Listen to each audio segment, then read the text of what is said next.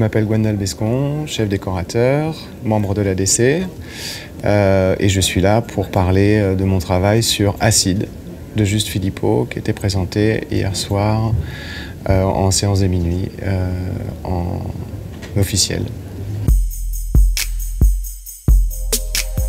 Je suis arrivé sur ce projet parce que Pierre Dejon, le chef opérateur, m'a appelé pour me dire qu'il travaillait avec Juste, qu'il fallait que je le rencontre, que c'était un super projet. Il m'a appelé une première fois un été et j'étais pas disponible. Et en fait, il m'a rappelé à l'automne. Le projet n'avait pas démarré finalement, et il y avait une deuxième session de préparation. Et là, j'ai rencontré Juste, et dès que je l'ai rencontré, j'ai su que je voulais faire le film. On a commencé à discuter dès qu'on s'est rencontrés. C'est-à-dire, j'ai lu le scénario, je suis allé le voir à Tours, où il habitait à l'époque, avec un dossier. Je fais souvent ça quand je rencontre des metteurs en scène, en tout cas quand j'ai lu le scénario avant. Je fais un dossier que je sors ou que je ne sors pas, ça dépend. Et là, en fait, voilà, j'ai sorti le dossier. En fait, plutôt que de parler de choses et d'autres ou de faire connaissance comme ça de manière informelle, on a carrément fait une séance de travail de 3 heures.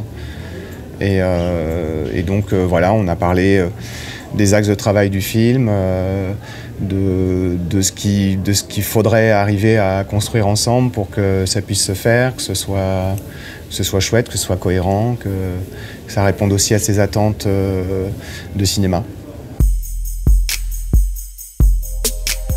Je suis un chef décorateur qui adore préparer, et je me considère plus comme un production designer, dans le sens où j'établis, disons, une direction artistique du film. Alors, le mot direction artistique, c'est toujours un peu quelque chose de très général et un mot assez galvaudé. On imagine des gens qui décident des goûts et des couleurs, des choses. En fait, c'est pas du tout ça pour moi. C'est plus, en fait, comment arriver entre le scénario, les envies de mise en scène, les moyens mis à disposition à la production, d'arriver à une forme des terrains de jeu du film, donc à savoir aussi les espaces, les teintes, ce qui va aussi conditionner la photographie du film.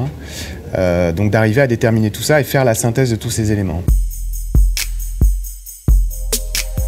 Les repérages, ils ont duré quasiment toute la prépa. Il y en a même quelques-uns qui ont été faits pendant le tournage.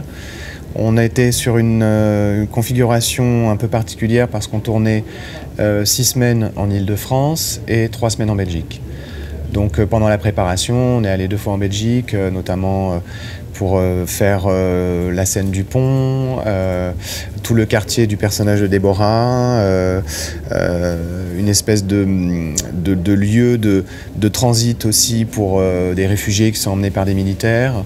Et moi j'étais très content qu'on aille aussi tourner en Belgique. On était dans la région, on a tourné sur 2 régions, hein. Le pont était du côté de Liège et le reste était à une demi-heure de Bruxelles.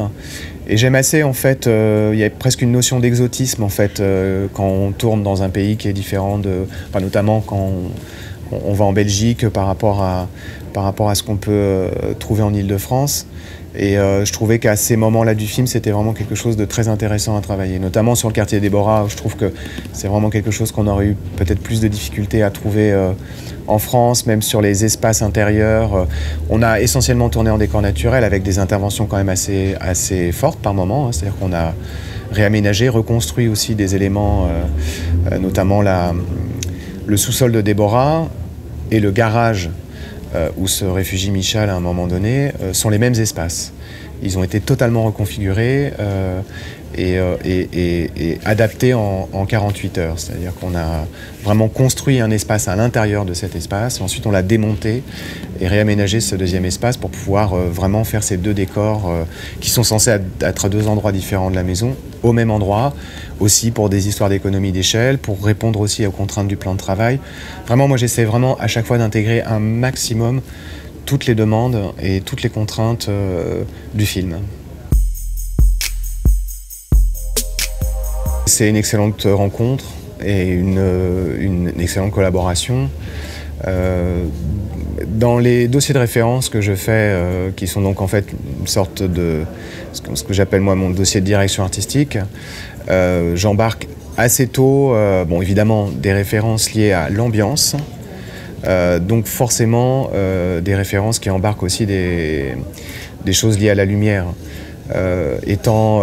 J'ai un passé de photographe, je dessine aussi beaucoup et ces deux occupations que j'ai pu avoir sont extrêmement conditionnées à la lumière. Je pense que avant tout un espace est dessiné par ça. Pour moi une fenêtre, je considère qu'une fenêtre est un projecteur quelque part, donc je vais la travailler en fonction. Et c'est vrai que je sollicite énormément les chefs opérateurs. Pour moi, c'est extrêmement important d'avoir leur soutien, d'être dans un échange, de pouvoir aussi leur apporter un maximum de possibilités, d'outils, tout en étant dans des vrais choix. Moi, je n'aime pas faire des décors un peu mous où on fait un peu ce qu'on veut. Je trouve que c'est important de faire des choix, d'imprimer aussi, de structurer aussi et d'aider le metteur en scène et le chef opérateur à structurer leur travail. Donc c'est vrai qu'avec Pierre, il y a une qualité d'échange qui est assez formidable. Pierre est quelqu'un d'extrêmement proactif dans le travail. C'est le seul chef opérateur que j'ai vu en repérage technique amener une caméra pour tourner quelques secondes de film, pour capter aussi ce qui se passe dans le décor brut, par exemple. C'est vraiment intéressant, on échange beaucoup sur les luttes qu'il met en place aussi, de manière à voir comment les couleurs réagissent. Et au niveau de la post-prod, il m'a invité à venir à l'étalonnage, enfin en tout cas à la passe générale sur l'étalonnage avec Juste et puis avec son étalonneur, où j'avais aussi une certaine liberté de parole pour pouvoir échanger, faire quelques remarques. Et franchement, c'est quelque chose d'assez unique en fait. Il faut voir aussi que la rencontre avec Juste est assez particulière parce qu'on est vraiment dans... On a plus la sensation d'un collectif que quelque chose d'extrêmement hiérarchisé, voire même parfois d'un peu aristocratique dans les rapports de travail. Là, on est vraiment dans un terrain d'échange où il y a un véritable enrichissement mutuel entre tous les départements, fédérés autour des axes de mise en scène et des volontés de Juste en tant que réalisateur.